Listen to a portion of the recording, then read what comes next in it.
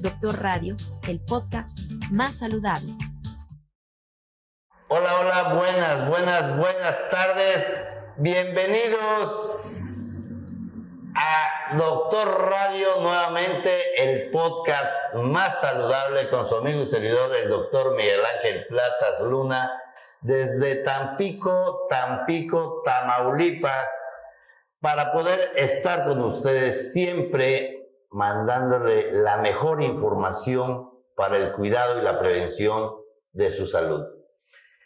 El día de hoy vamos a tener una charla muy amena con nuestro amigo Enrique Armando Llanos Ornelas. Vamos a tener el tema que hemos denominado Volviendo a la vida solo por hoy, alcoholismo y drogadicción. Enrique, bienvenido. Muchas gracias, doctor. Para mí es un privilegio poder estar aquí compartiendo con todo tu auditorio, con todos tus seguidores. Es un placer poder estar aquí compartiendo las buenas nuevas, compartiendo esta información que estoy seguro que va a ser de mucha bendición para todas las familias de nuestra comunidad de Tampico, Madero y Altamira que nos van a ver. Y más allá de las fronteras, ¿verdad? En toda la República. Dios los bendiga. Y el extranjero, déjame presumirte. Eso. Porque nos ven en Perú, en Canadá, en Panamá, en Pánuco, en todos lados. Hasta los rincones de la tierra. Así es. Bueno, fíjate tú que me estás escuchando, que dirás, bueno, otra vez vamos a hablar el tema de alcoholismo y drogadicción. Es un tema que ya se ha platicado mucho. Es verdad, se ha platicado mucho sobre alcoholismo y drogadicción, pero en esta ocasión queremos platicarles cómo es que un joven que ha llevado una vida muy amena, llena de cariño, de afecto, que ha cursado una estancia en primaria, secundaria, una evolución y crecimiento de su infancia muy agradable, se topa con el alcoholismo y la drogadicción a una edad muy temprana. Pero déjame decirte que el alcoholismo y la drogadicción no es un vicio, no es un mal hábito, no es una mala costumbre. Esto es una enfermedad que se caracteriza por una obsesión mental y una compulsión física que es progresiva y mortal por necesidad. Esto es como un ave rapaz que ataca y come la carroña, pero además destruye la vida de la persona que lo consume, pero también destruye todo su entorno. Y tú puedes decir, bueno, pues sí, ya vemos al alcohólico, ya vemos a un drogadicto, pero lo ven ya derrotado, ya lo ven con las secuelas del consumo o del abuso del consumo del alcohol y las drogas. El día de hoy vamos a platicar cómo es que ese joven con cierta inocencia empieza en el camino del alcoholismo y la drogadicción. El día de hoy Enrique nos hace el favor de acompañarnos. Él ahora, a un joven, estamos hablando que tiene 37 años de edad, pero nos va a platicar cómo es que inicia esa vida de alcoholismo y drogadicción y todas las artimañas que tuvo que hacer y vivir para poder proteger a su enfermedad activa. Ahora, él es una persona que se dedica al transporte público con sus propios unidades. También es servidor de una iglesia cristiana, Pan de Vida, en Tampico, y es militante de los grupos de autoayuda sobre el alcoholismo y la drogadicción. Enrique, vamos a empezar esta charla que yo creo que para muchos nos va a hacer de gran apertura mental, y también nos va a abrir los ojos, los oídos, todos nuestros sentidos, para poder en un momento dado saber distinguir cuando uno de nuestros pequeños, nuestros jóvenes, nuestros adolescentes empiezan a tener ciertos cambios de conducta y pensemos que a lo mejor es una persona que se está volviendo irreverente, malcriado, que ya no hace caso, o si se está perdiendo en el camino de la droga y el alcoholismo, ¿verdad? Así es. Bueno, pues platícanos primero, Enrique, ¿quién era Enrique en esa pequeña edad de su infancia? Bien, fíjate que, bueno, como cualquier persona, pues bueno, crezco en un hogar, en una familia con padres. Recuerdo que de lo que fue hasta la edad de los 4 años, pude estar con papá, con mamá, pero vino ahí lo que fue una ruptura en el matrimonio de mis padres, y bueno, vino lo que es a lo que llamamos familia disfuncional. Y con esto no quiero decir, ¿verdad? Porque a veces el día de hoy se tiene a lo mejor pues la idea de que una familia disfuncional es cuando está ausente a lo mejor una figura del padre o de la madre, pero realmente una familia funcional es cuando cada quien hace su parte, ¿verdad? A veces pueden estar ambas personas, ¿sí? Y como dicen, estar ausentes a la vez. Por eso a veces también quitarnos de que no siempre es por venir de una familia disfuncional. En mi caso, bueno, sí fueron cosas que en su momento afectaron, pero tiene que llegar el momento, tiene que llegar el punto de alcanzar la madurez, donde tenemos que dejar de culpar a las personas y aceptar la responsabilidad de las decisiones o de las malas decisiones que nosotros hemos tomado en la vida. Oye, Enrique, esto que mencionas y que yo creo que fue un parteaguas en tu vida cuando sucede la separación de tus padres, hasta esa edad tú te sentías un niño pleno, con gran afecto de tu padre y de tu madre, sucede esa ruptura, pero tu conducta cambió o no cambió a esa pequeña edad de 4 años.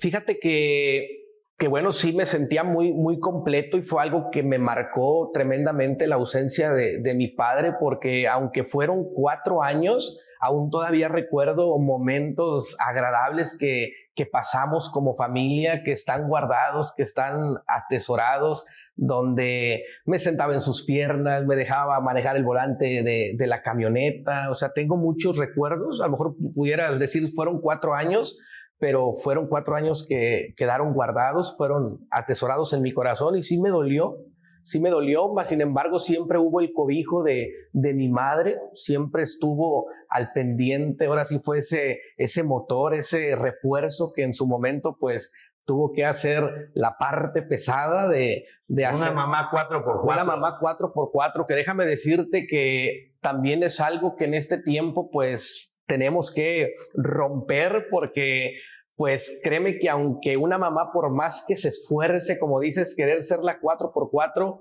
la paternidad es muy difícil que la pueda suplir, ¿verdad? O sea, es bien importante la figura del padre paterna en la familia, aunque a veces yo recuerdo que mi mamá se esforzaba, siempre estaba conmigo, pero algo que también en su momento marcó mi vida fue cuando ella tiene que salir a trabajar fuera, ¿sí?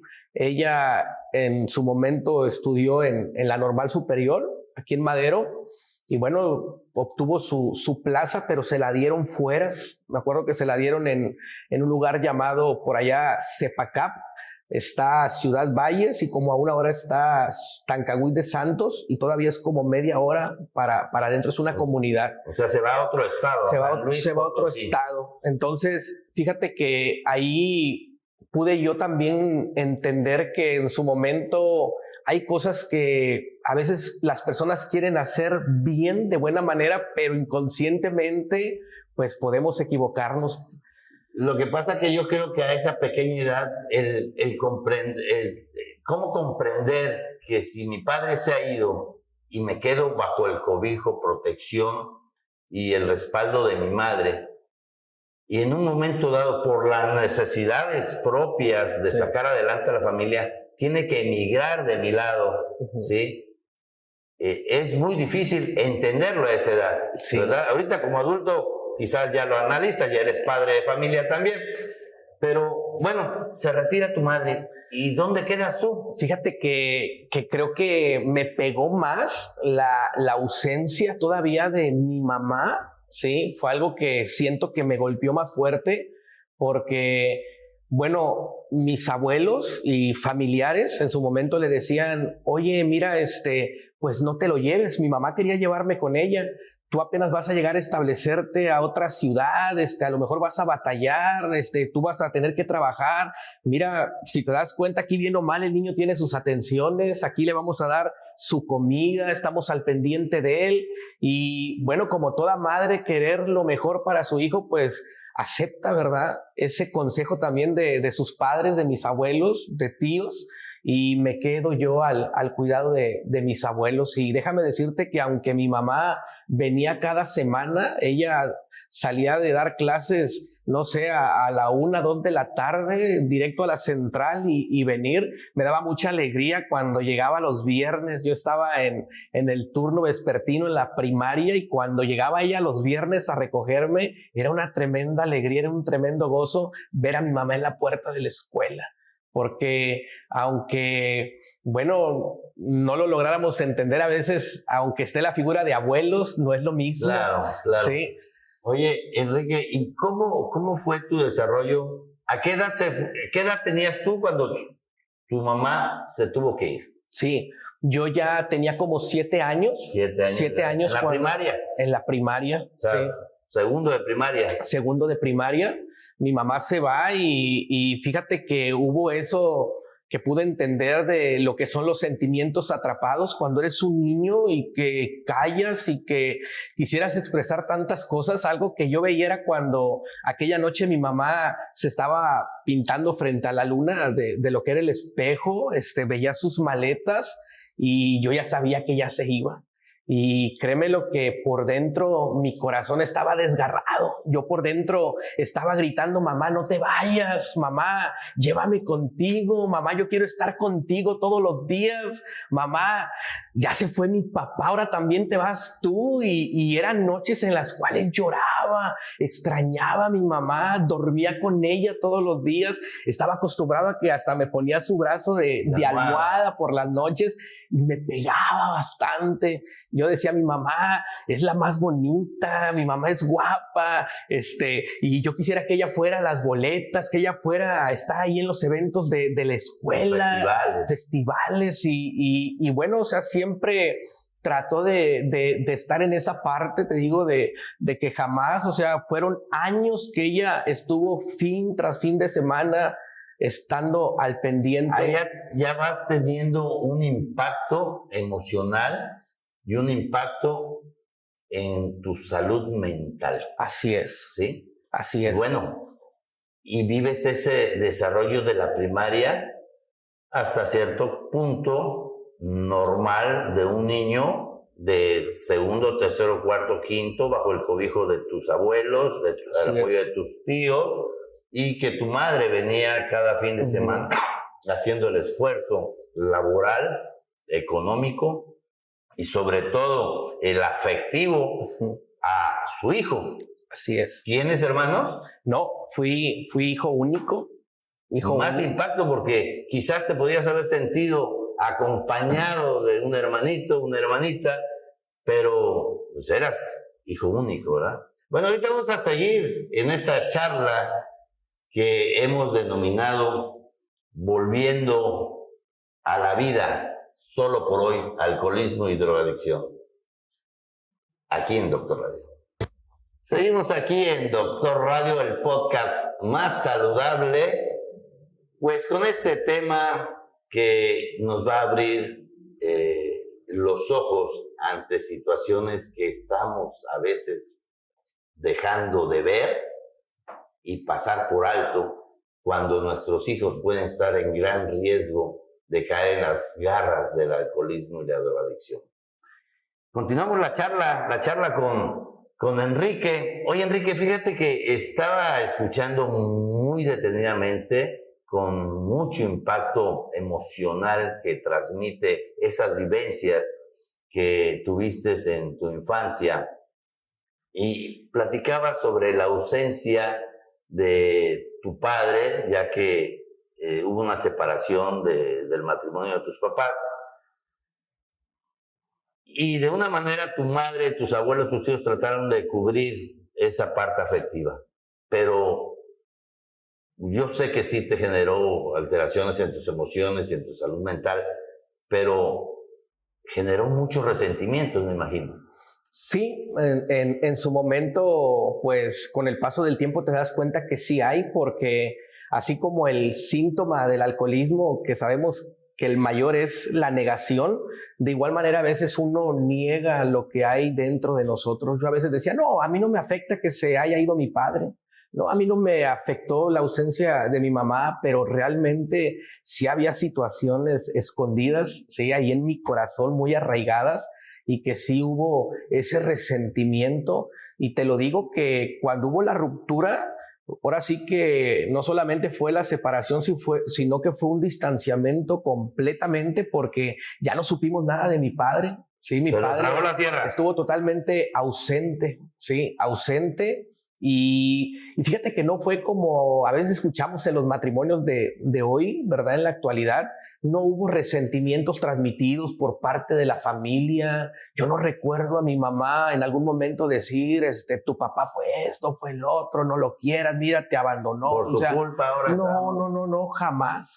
O sea, no se tocaban temas. Yo creo que incluso que si mi padre hubiera regresado a buscarme, a quererme ver, estoy completamente seguro que le hubieran abierto las puertas para poder verme, para poder estar ahí conmigo. Pero bueno, sus razones, ¿verdad? Sus motivos tuvo. Y bueno, pero sí fue algo que en su momento me afectó, porque yo recuerdo que ya en lo que fue la etapa de la adolescencia, ya empezaba a veces a expresarme mal de mi papá. O sea, ya empezabas a brotar ese resentimiento que traías guardado. Cuando alguien me hacía un comentario de que, oye, si tu papá, ¿qué tal? ¿Cómo están? No. Y ya no eran las mismas contestaciones de aquel niño, sino que ya eran unas contestaciones diferentes. No sé, ni me interesa, ¿sí? Para mí, no sé, yo nada más tengo mamá.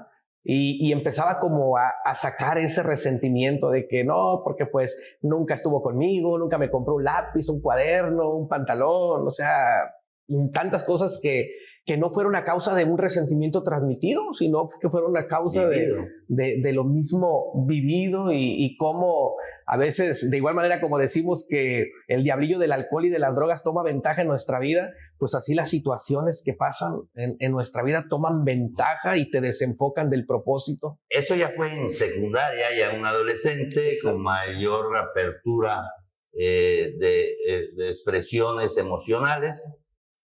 Pero ¿cómo fue ya cuando esa difícil etapa para todos de la adolescencia? Ya entras a la secundaria, ya empiezas a ver la atracción sobre las niñas, ya tienes otras actividades, tiende uno a ser un poco más independiente. ¿Qué pasa ahí? Bueno, fíjate que una de las cosas era de que a pesar de que ya estaba en la secundaria, todavía no había ese despertar así completamente, como que incluso hasta la familia me decía así jugando, tú todavía no maduras, como que todavía no te cae el 20, todavía era yo muy, muy juguetón. Fíjate que lo que fue la primaria y la secundaria, a lo mejor si me hubieran, o los que me conocieron hubieran dicho, oye, no pintaba para ni alcohólico ni drogadicto. O sea, desde la primaria buenas calificaciones, estuve en el cuadro de honor, recibí diplomas, me acuerdo que me jalaban para lo que era la oratoria, tuve hasta medallas de zona, me fui a Reynosa en la secundaria, participé en obras de teatro, de estar ahí con reconocimientos de actor, y hasta gente decía, oye, no hombre, tú estudia esto y que hay esto y que un futuro, ¿verdad? Glorioso que a veces otros pueden ver en una persona, o sea, y a veces tú no lo ves. y fue algo que en su momento, pues, bueno, cuando vinieron las malas compañías, ¿sí?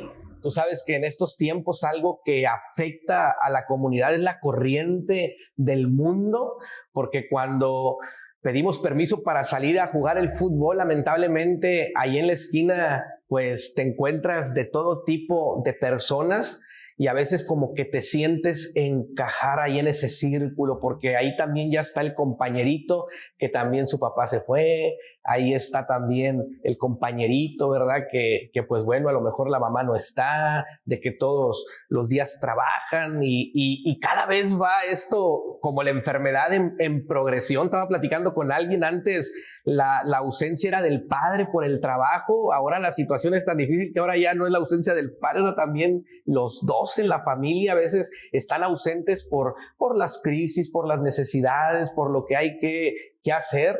Y que así como mi mamá tomó la decisión pensando en un bien para mí, pues sí fue algo que me perjudicó en su momento. Y yo sé que ella no lo hizo de mala manera, pero hubo esas etapas donde yo recuerdo que todo parecía normal, era ejemplo. Me acuerdo de aquella directora en la primaria que hasta me decía, miren, así se deben de cortar el pelo, natural, claro, bien peinaditos, bien ordenaditos, bien planchaditos, y de que wow, o sea, hasta dices tú, pues era ejemplo, ¿y qué pasó? O sea, ¿en qué momento me perdí? Esa es la pregunta. ¿En qué momento se pierde ese niño que, a pesar de llevar una vida muy difícil en cuanto al desarrollo familiar, con la ausencia de padre y en su momento de la madre por necesidad de buscar y cubrir las necesidades propias del sacar adelante a la familia,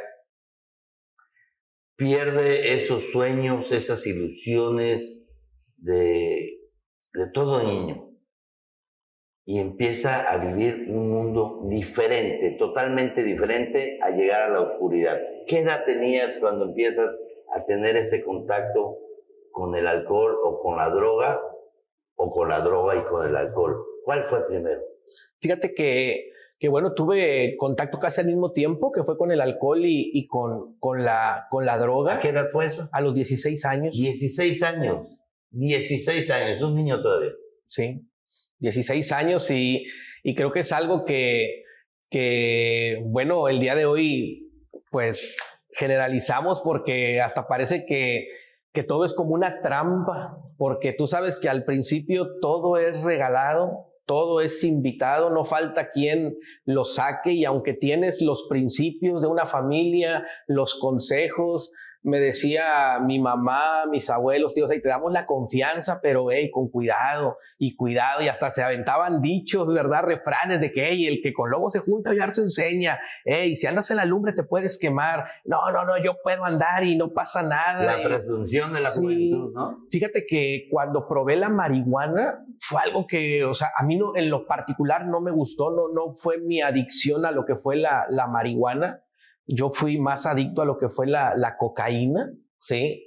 Lo que fue en su momento cuando estaba una persona adulta, porque te das cuenta que hay vacíos dentro de nosotros que a veces los queremos llenar. En mi caso, a través de la ausencia de un padre, yo pude descubrir ya después, en la actualidad, por qué siempre me gustaba andar con personas mayores que yo.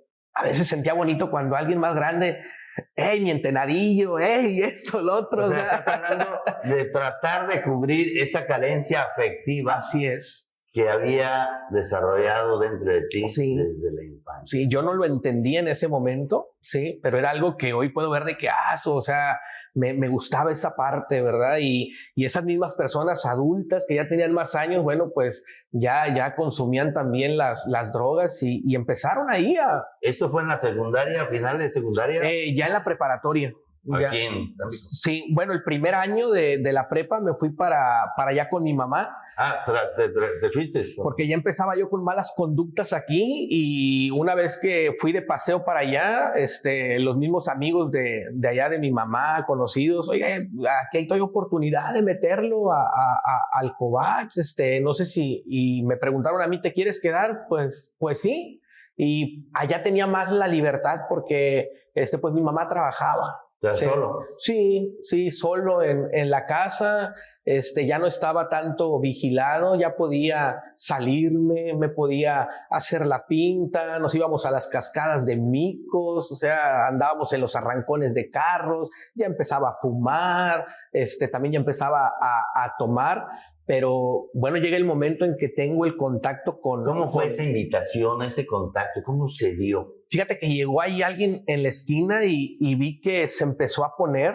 Y me acuerdo que... Explícanos qué es poner. Bueno, poner es que empezó a consumir. Sí, me acuerdo que empezó a meterse la cocaína por la nariz y yo tenía, bueno, de ahí de las mismas experiencias que escuchaba, de que decía, no, es que cuando luego se meten por la nariz, luego sangra y como que te da cierto temor y estás ahí, ¿no? ¿Y qué quieres? No. Y luego empezaron a preparar los famosos bazucos, que era el cigarro normal de Marlboro, a quitarle el filtro, partirlo a la mitad y sacarle poquito tabaco y echarle polvo por arriba, polvo por abajo y de ese lo empecé a probar y eso me gustó, pero no se había despertado tanto lo que era la obsesión.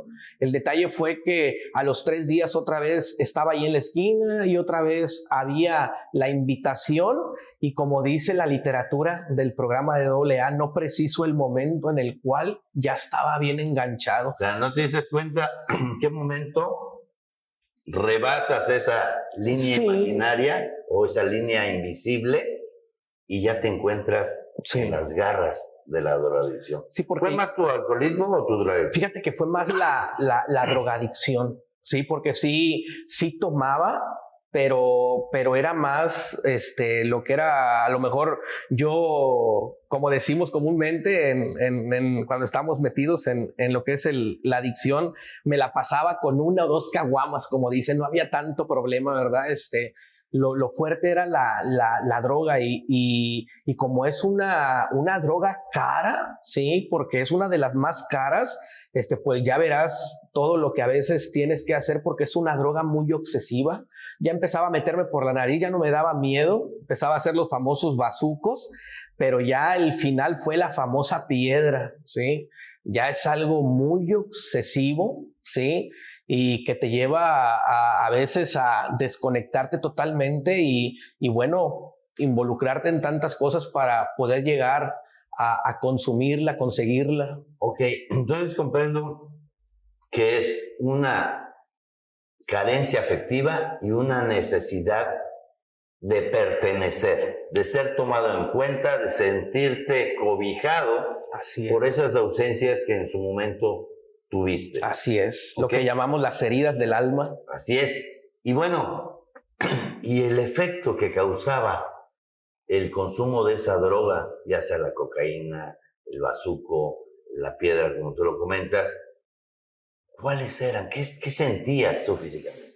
Fíjate que con la cocaína, bueno, sentías que andabas más despierto, más activo, de que después te ríes porque dices tú cómo alguien puede estar tomando y decir, para que se me baje, pues quieres tomar y emborracharte, luego te la quieres, contradictorio, ¿verdad?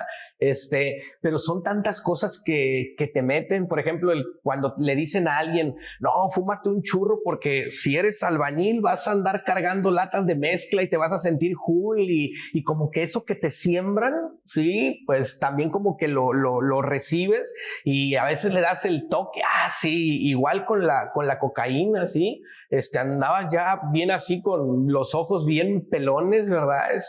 A veces con la boca bien entumida que ni puedes hablar y andas todo, empiezas a tener cuadros de alucinamiento donde sientes delirios de persecución, auditivos, visuales y lo más canijo es de que te roba todo, ¿sí? Te roba pues los sentimientos también es algo, porque fíjate que en la preparatoria yo empiezo lo que es el noviazgo con mi esposa y bueno, ya al poco tiempo ella queda embarazada al año y bueno, ya no pude continuar, dejé truncado los estudios, ya no pude estudiar una carrera, ya no pude...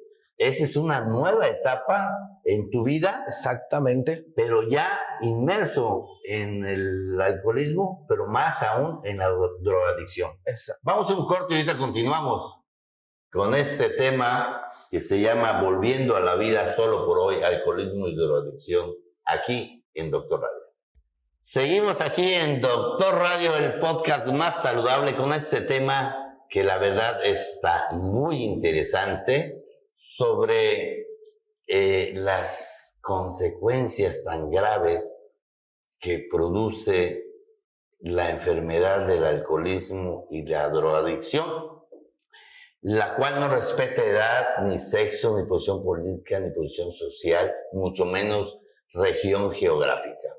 Es arrasadora y que desafortunadamente antes veíamos que una persona alcohólica o drogadicta nos referíamos a personas adultas, personas de 50, 60 años, pero en la actualidad estamos viendo jovencitos de 13, 14, 15 años ya muy metidos en esta terrible enfermedad que es la drogadicción y el alcoholismo.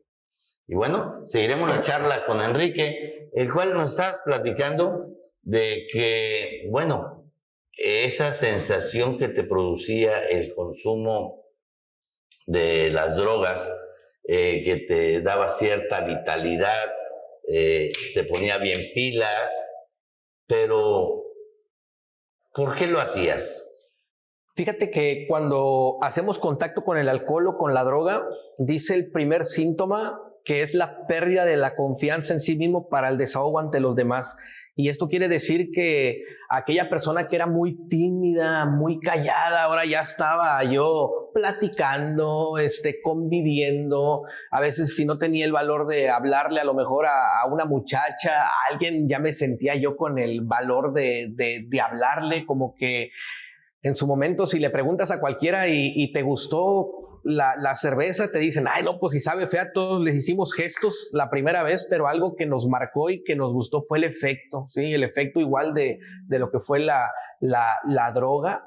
Y bueno, o sea, todo lo que comienza a lo mejor que parecía bien, terminó terriblemente en un... Creías que estabas en Disneylandia, sí, pero terminaste en un bosque oscuro, sí, lleno de lobos, ¿no? Fíjate que yo le doy muchas gracias a Dios por el apoyo de la familia, de mis parientes, por parte mía y también por parte de mi esposa.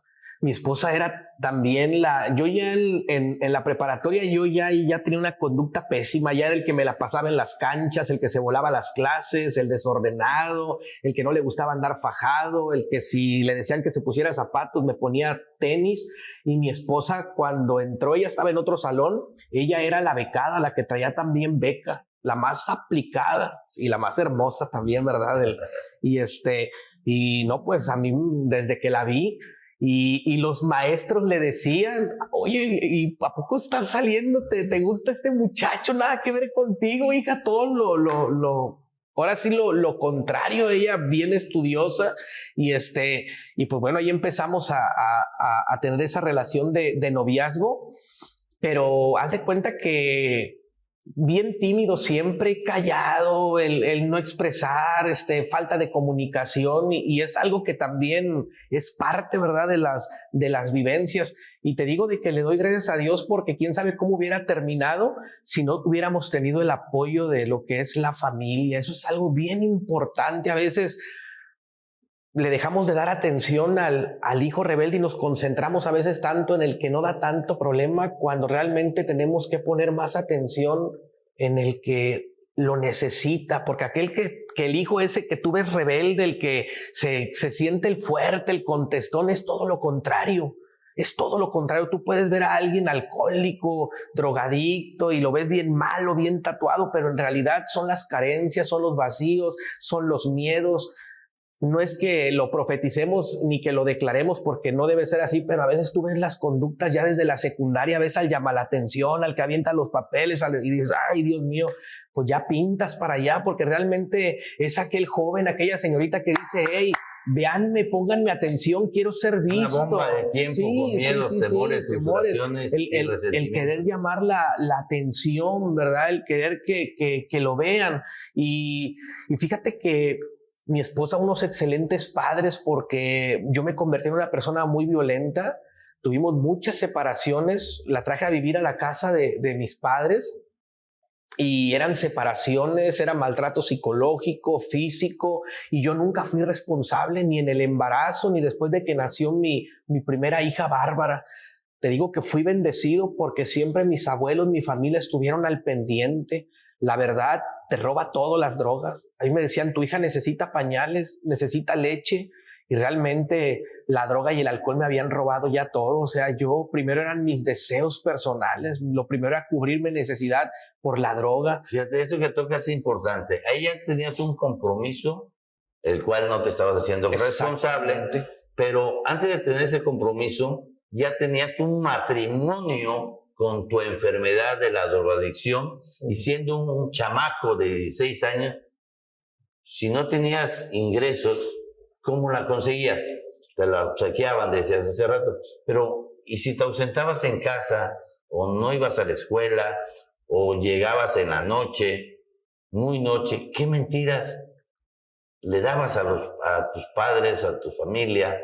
¿O qué mentiras echabas para poder obtener droga? Bueno, digo, esto para que quien nos esté viendo y tengan jóvenes a esa edad, puedan de un momento dado, pues prender sus foquitos, ¿no? Sí, bien, llegó un momento en que aquel niño que respetaba reglas en el hogar ya no las empezó a respetar, y algo que sé que en su momento me perjudicó fue el apego. Como dijiste, ya tenía yo un compromiso, como dicen, el casado casa quiere. O sea, a lo mejor esto es algo importante que deben de saber los padres. Nosotros, los que fuimos drogadictos o los que son drogadictos y alcohólicos, nos volvemos en personas chantajistas. Y a veces los padres, por el fracaso del matrimonio, sienten sentimientos de culpa. Y por querer cubrir a lo mejor esa necesidad de la ausencia, de que se sienten tan mal ellos, de que fracasaron y se sienten mal. Así era mi mamá en su momento. Ahí está el dinero y mi hijo, y como que para cubrir la ausencia del padre, sintiéndose culpable de lo que yo, a todo accedía. O a veces no que estén ausentes por separación, pero sí por sus responsabilidades laborales, que salen de la ciudad, o que desde que amanece ya están fuera de casa, anochecen, el niña ya está dormida y no lo ven en la casa. Al fin y al cabo es una ausencia, ¿no? Así es, porque cuando tú tienes la oportunidad de escuchar a otros que han salido de las drogas, son totalmente casos diferentes. O sea, aquí te das cuenta que el problema fue la debilidad de la persona, como dicen, la oveja negra, de que dices, oye, pero los demás hermanos, ninguno salió así. Yo no tuve hermanos, pero hay gente que tiene hermanos y vivieron las mismas situaciones, las mismas condiciones, y fue uno el que tomó nada más la decisión, el que se descarrió, fue el que afectó, ¿verdad? Fue la esponja que absorbió todos los problemas de la familia. Y en este caso, pues bueno, te das cuenta que el que tuvo una posición económica a lo mejor saludable o que estaba bien, anhelaba las cosas del que no tenía. Escuchas experiencias de que aquel que dices que yo tuve a mis papás, pero eran padres ausentes, estaban en la casa, pero parece que si no estaban, padres que no abrazaban, que no besaban, que no expresaban amor, que no decían te quiero. Y el que tenía la ausencia del padre quería tener lo del rico. Yo hubiera querido nacer en aquella casa con carro a la puerta, tener esa familia. Y el que comía a lo mejor carne quería estar acá con los que comían tortillitas con chile porque veía la armonía en la familia. A mí me decían muchas de las veces, oye, tu mamá te viene a buscar, o sea, tú tienes una bonita familia, te quieren, darles caso. Y no, yo me convertí en una persona tan rebelde y violenta que yo corría a mi mamá de la esquina, déjeme. Había noches en que llegaba en la madrugada y veía a esa madre ahí en la sala sentada, y una madre totalmente destrozada, doctor. Una madre que en su momento lloraba. Me tocó ver cómo escurrían sus lágrimas en sus mejillas, donde me decía, cambia, cambia, no puedo dormir, no tengo paz, estoy con el Jesús en la boca, pasa la ambulancia, pienso que a lo mejor van por ti, que ya estás muerto, ya me vinieron a decir en lo que andas metido, en lo que andas haciendo, por favor. Y yo no me compadecía. Yo recuerdo que decía, y a mí qué me interesa lo que diga la gente, o sea, y era violento. Duérmase, si está ahí es porque usted quiere, duérmase ya. Y me acuerdo que mi mamá en su dolor hasta se me llegó a hincar y me decía, tú eres mi único hijo, mi único hijo, y a mí me puede mucho el verte en esta condición. Yo sé que he fallado, no sé qué tanto mal he hecho, pero tú sabes que te quiero, que te amo, que estoy para apoyarte y que a mí me duele verte cómo te destruyes, que no solamente te estás matando tú con las drogas, sino que también me estás matando a mí porque yo sufro. Y es el punto que tocábamos, no solamente se destruye uno, sino que destruyes a todos los que están a tu alrededor. Oye, Enrique, tocaste un punto muy importante, que decías el sentimiento de culpa. Muchas veces el padre o madre de un enfermo alcohólico, sobre todo adolescente, se siente culpable y dice, ¿qué hice mal? ¿Por qué? ¿Qué dejé de hacer? ¿Qué hice de más? ¿En qué fallé? ¿Qué estoy pagando? ¿Mi conducta, mi separación o mi ausencia, ¿sí? O el darle de más o el darle de menos, porque estábamos comentando que no es porque tengas carencias materiales o económicas, porque también sucede en personas o en chavitos que tienen todo. Exactamente. De clubes sociales, buen carro, o en un fraccionamiento pudiente, con su padre, su madre, la socialité, como también los chavos de un barrio. Así es. Pero al fin y al cabo son los mismos actores, pero en diferentes escenarios. Así que es. Están viviendo la enfermedad del alcoholismo y la drogadicción. Así es. Así es como el que dice que tiene una posición económica alta, que le llamamos el alcohólico de buró o el drogadicto de buró. A lo mejor no se queda en la calle, pero se queda en la alfombra de su casa, tirado. Así es. A lo mejor es el que dice, yo ando haciendo o deambulando en la calle como lo que es el drogadicto, y hay gente que tiene un carro y anda deambulando en las madrugadas. En su carro anda deambulando también. Consumiendo.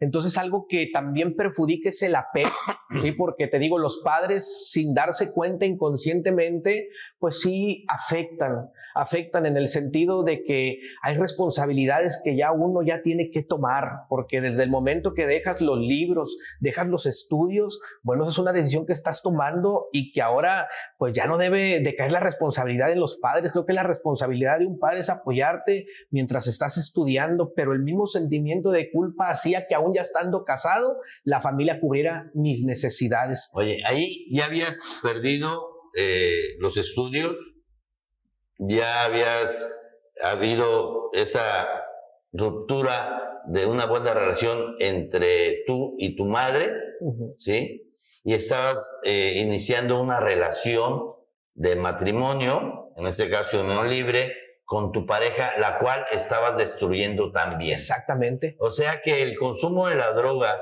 que pensabas que iba a cubrir tus vacíos, tus espacios emocionales, te estaba ganando la partida en la vida y destruyendo todo lo que tocabas. Sí, porque yo ya sabía que la familia se hacía responsable. Yo era de las personas que estaba casado y todavía mi mamá me iba a comprar tenis. Me acuerdo que un día me sacó un teatro en casa. Me acuerdo que era un Pioneer, una charolota como de 5 discos y teatro en casa, bocinotas. No te miento, creo que salí en ese tiempo como 9,000 pesos. Me dieron como 700 pesos en la casa de empeño por él. O sea, ella empeñaba cosas, agarraba cosas para la droga. Los mismos tenis que me compraba mi mamá los malbarataba, vendía la ropa, los pantalones, las playeras, y siempre con el chantaje. O sea, saqueabas tu propia casa. Sí, incluso inventaba mentiras de que me van a matar, ya me pedí fiada la droga y vienen por mí, me van a llevar esto, lo otro. O sea, tantos chantajes, que tantas mentiras tras mentiras. O sea, las alhajas de tu mamá, mentiras, los radios, la televisión, las prendas. Todo a cambio de la droga. De la droga. O sea que la señora droga había tomado por completo la vida y la voluntad de Enrique. Así es. Vamos a un corte y regresamos aquí en Doctor Radio. Seguimos aquí en Doctor Radio.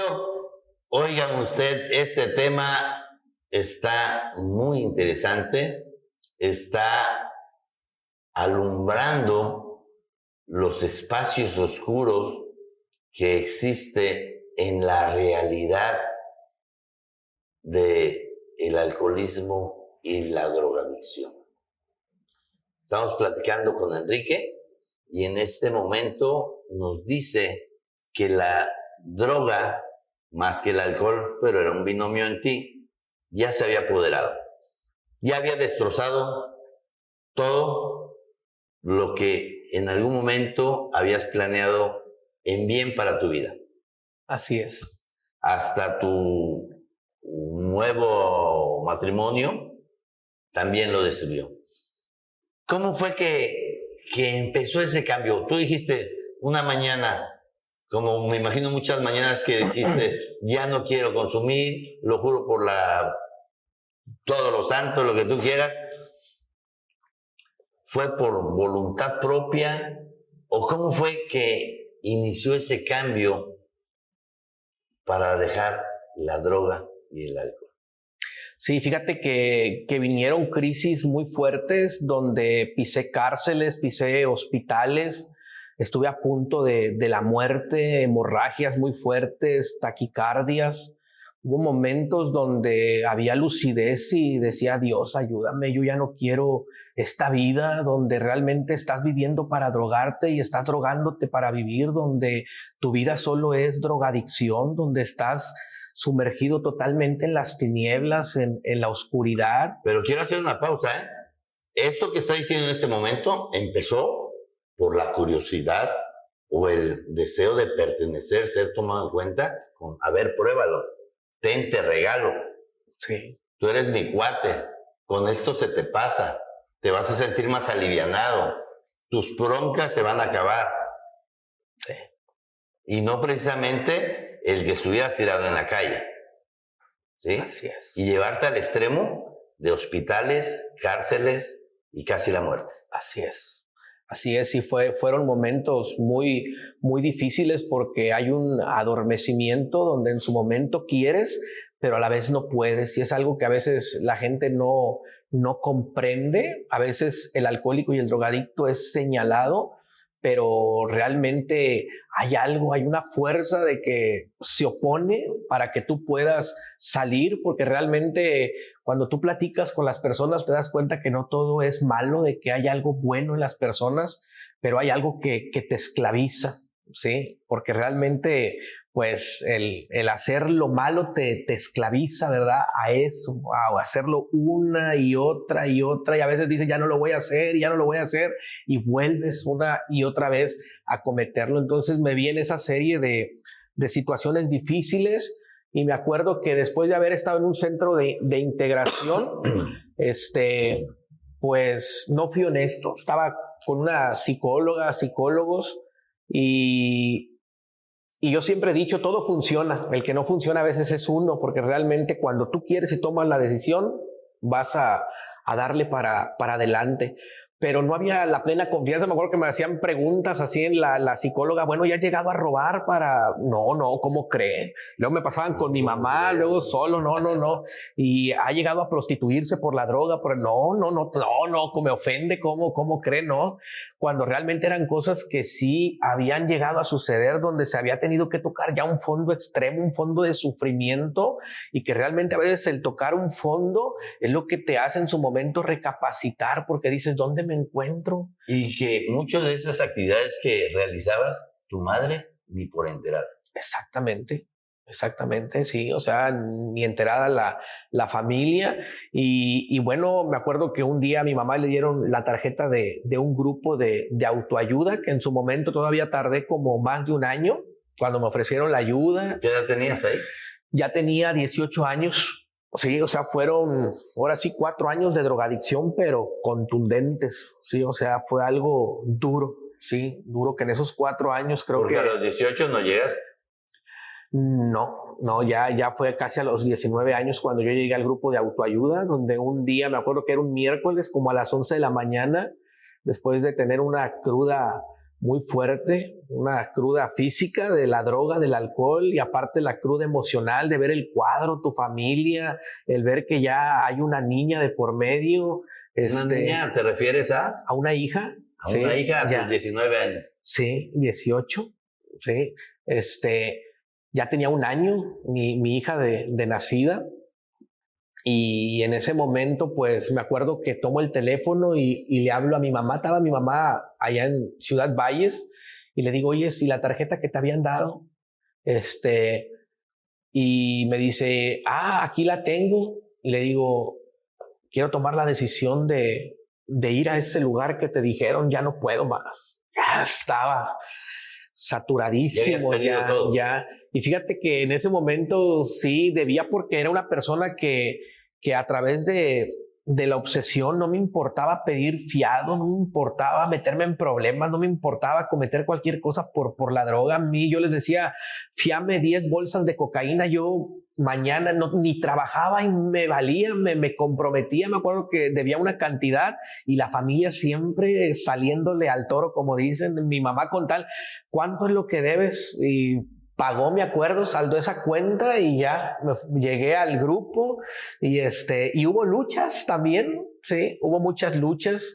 Me acuerdo que había como más de 60 internos en aquel tiempo cuando llegué yo ahí al grupo de autoayuda. Era el más joven de todos, sí, pura persona ya adulta, mis 19 años, en un grupo de autoayuda.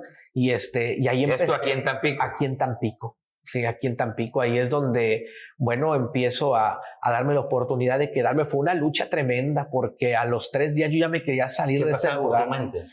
Por mi mente otra vez te empieza a dar la ansiedad, la obsesión de que te quieres salir, quieres huir, pero le doy gracias a Dios por aquellos hombres, aquellos servidores de ese lugar que estaban también allá al pendiente de mí, hablándome, tomando un papel, una figura del padre que nunca tuve, ¿sí? Dándome consejos y bueno, escuchas tantas experiencias que yo creo que si te parece algo tremendo lo que te estoy contando, si tú escucharas historias tremendas de gente que yo escuchaba que decían personas con 40 años en aquel tiempo, un joven que se llamaba Emanuel que llegó a los 19 años y que estaba sin una pierna. Dice, yo llegué a tu edad, yo no me quise quedar, yo me escapé, me fui y me quedé dormido en la vía del tren. Igual José, me acuerdo uno de La Pedrera, también sin pierna, y como que eran cosas que a través de que las personas levantaban su fondo de sufrimiento, tú lo veías de cerca y decías, ya es tiempo de frenar. Gente que decías de que estaban participando y los veías ya ciegos, no, que la cocaína me dañó el nervio óptico de tanto polvo que me metía y perdí la vista del inhalante, del cemento, personas ciegas, personas sin una pierna, o sea, personas de que te daban su experiencia, de que ya no estaban sus papás, de que había el sentimiento de culpa, de que ya los papás ya estaban muertos, ya la mamá ya se había ido y que les quedaba esa mala sensación de que cuando los tuvieron en vida no los valoraron, no los escucharon, no escucharon el consejo y hasta como que todo eso te pega y en un momento te hace comprender, y ahí es cuando decido quedarme. Llega un momento en que tengo ese despertar espiritual a la que se me pone la piel chinita, donde me acuerdo que en aquel lugar caigo de rodillas y le pido perdón a Dios. Le digo, ¿sabes qué, Dios? Perdóname. Perdóname por no haber sido el hijo que tú hubieras querido que yo fuera, el papá, el esposo. Pero hoy tengo la seguridad que tú eres el que me trajo a este lugar. Y solo te pido que me fortalezcas para no irme, para seguirme quedando y ahí empiezo.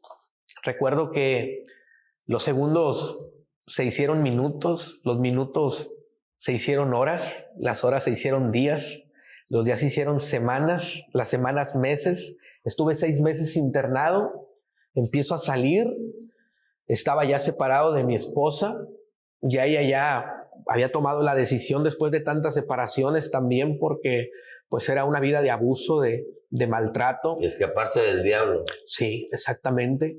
Y fíjate que nunca fue a visitarme. Yo veía que iban familias a visitar y siempre estuvo esa palabra de aquellas personas que me decían, hey, aquí en este programa unimos a las familias, no pierdas la esperanza, no está todo perdido. Mira, hay gente que lo único que les espera aquí saliendo es la calle. Tú tienes una familia que te ama, que te espera, valóralo. Y bueno, salí y empecé a forjarme un nuevo destino con la ayuda de Dios. Empecé a salir, empecé a rentar un cuarto. Había gente que me dijo, va a empezar de ceros.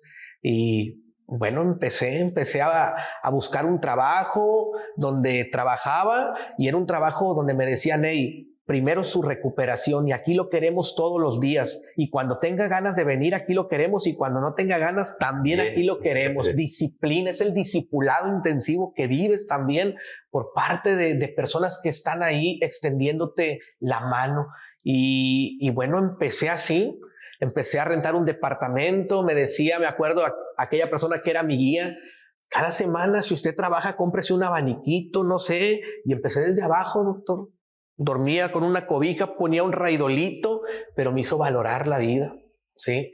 Y lo que despreciabas y despreciaste en su momento que los tenías en casa. Sí, en un momento pues nuevamente tuve contacto con mi esposa y te puedo decir que Dios restauró mi familia, Dios restauró mi matrimonio y bueno, todo cambió. Aunque no es un programa religioso, pero sí hace hombres de fe. Exactamente, es un programa 100% espiritual y te conlleva a buscar a Dios porque pues hasta cierto punto reconocemos que el único que puede hacer la obra en una persona es Dios. Por eso es de que hay un tema en AA que dice, si no fue Dios, ¿quién?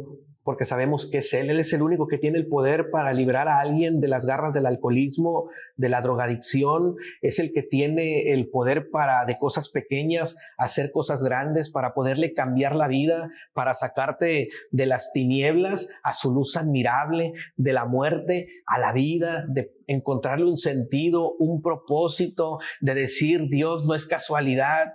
Dice el Libro Grande que a los que aman a Dios todas las cosas les vienen a bien y aunque lo que tú viste malo en el pasado, ahora puede ser de bendición para otros. ¿Por qué? Porque en su momento aquel que llegó sin ganas de vivir, con ilusiones por debajo, ¿sí?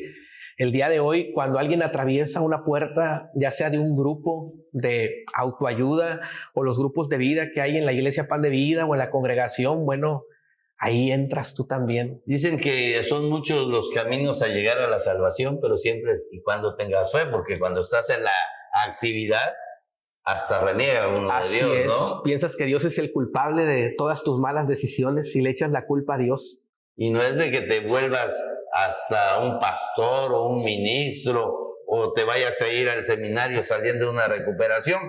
Así es. Mas, sin embargo, tienes que creer en algo más poderoso que tú, porque te diste cuenta que tú nunca pudiste. Así es. Así y vuelve a la vida. Así es. Sí, al poco tiempo, fíjate que hasta el que era mi guía me dice, ala, Enrique, pues veo que le echas bastantes ganas, estás todos los días, estás sirviendo. Tenía 1 año y medio y me dice, creo que puedo dar la cara en la empresa donde yo trabajo por ti. Una persona que las que estaban ahí me recomendó en la empresa donde trabajaba, me dijo, dame tus papeles. Sí. Y ahí empecé. Me aventé en esa empresa como 13 años. Y hasta que hace 4 años tomé la decisión de que, bueno, me voy a independizar, quiero buscar algo propio y como siempre anduve en lo del transporte, yo siempre anduve en los autobuses también, es algo que también me gustaba, me apasionaba y pues siempre cuando en aquel tiempo pues nunca me imaginé, yo me acuerdo que veía los carros y veía algo bien lejos, pero...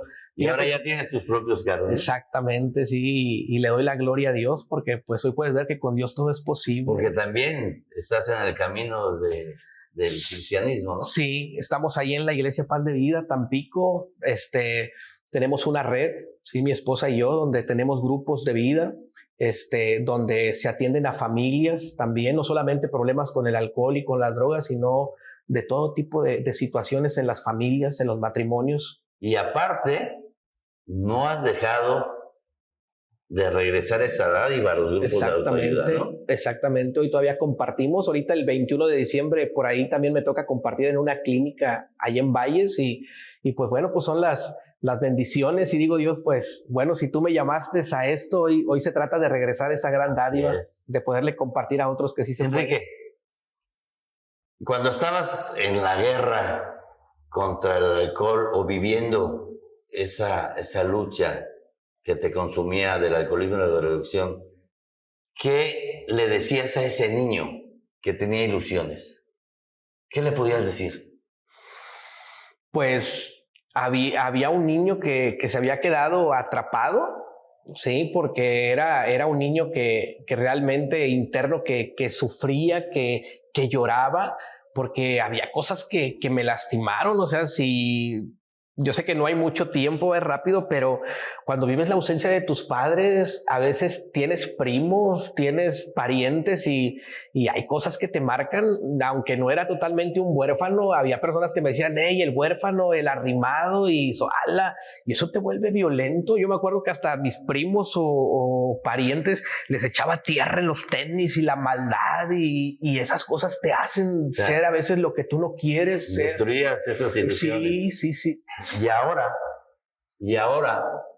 que ya sigues en la lucha, pero ya sin el consumo del alcohol, de la droga, ¿le vuelves a sonreír a ese niño de ilusiones?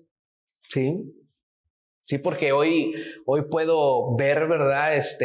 De que donde a lo mejor un día abundó la maldad, ahora puede abundar la gracia de Dios. Lo que fue a lo mejor en su momento malo, pues hoy sé parte del propósito de Dios. Hoy sé el parte del propósito de Dios en mi vida, y que, bueno, a través de seguir compartiendo el mensaje, transmitirlo, hemos visto la restauración en familias, hemos visto la restauración en otras personas, el poderle decir a alguien en estos tiempos, yo estaba en la misma condición en la cual tú te encuentras, yo también estaba totalmente derrotado, sin ilusiones, yo me había resignado a que me iba a morir siendo un drogadicto, siendo un alcohólico, gente que no daba un peso por mí, gente que decía, ya no tiene arreglo, nunca va a cambiar. Pero puedes ver que, así como dice el libro grande, ¿verdad? Que Dios, ahora sí que su poder se perfecciona en la debilidad y en lo que a veces el humano ya no cree. Dice Dios, yo sí creo, ¿verdad? Yo sí creo, y aunque sea de las cenizas,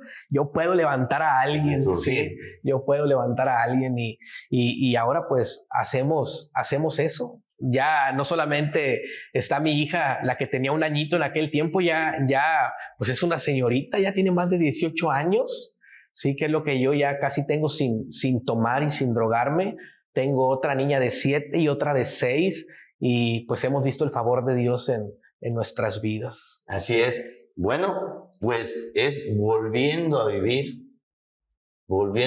la esperanza que toda persona que se encuentra sufriendo la enfermedad del alcoholismo y la drogadicción pueden lograr. Así es. Nadie dice que es fácil, pero se necesita una cosa muy importante, que es la aceptación. Tienes que aceptar que tu vida y tu voluntad está siendo controlada por el alcohol o por las drogas. Y definitivamente aceptar esa mano de ayuda, venga de donde venga. Así es. Porque sí tienes la oportunidad de volver a vivir, cuando menos solo por hoy. Enrique, muchas gracias. Gracias a ti, por doctor. regalarnos todas esas experiencias, todas estas emociones, y más que nada con la bendición que tienes de Dios para seguir caminando y jalar a mucha otra gente. Para mí es un gusto. Y a ustedes, amigos, síganos en nuestras plataformas que tenemos en Doctor Radio, Facebook, Instagram, Spotify, TikTok, YouTube. Y no dejes de vivir la experiencia de sonreírle a la vida. Pero recuerda que tu salud es el mejor regalo de vida. Hasta la próxima. Doctor Radio, el podcast más saludable.